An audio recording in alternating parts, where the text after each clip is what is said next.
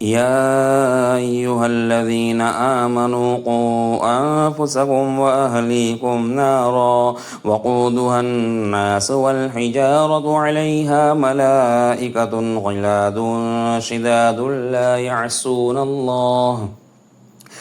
يعصون الله ما أمرهم ويفعلون ما يؤمرون۔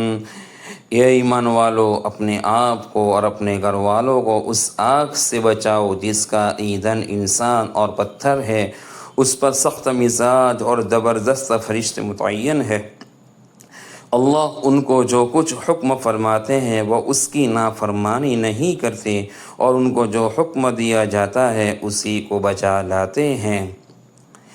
یعنی انسان کا صرف خود اچھا عمل کرنا کافی نہیں ہے، بلکہ یہ بھی ضروری ہے کہ وہ اپنے بال بچوں کی اچھی تربیت کرے۔ اس لیے ہر مسلمان کو چاہیے کہ اپنے آپ کو بھی دوزخ سے بچانے کی تدبیر کرے اور اپنے متعلقین کو بھی۔ چنانچہ آپ صلی اللہ علیہ وسلم نے ارشاد فرمایا کہ جب بچہ 7 سال کا ہو تو اس کو نماز پڑھنے کا حکم دو، اور جب 10 سال کا ہو جائے تو نماز نہ پڑھنے پر اس کی سرزنش کرو۔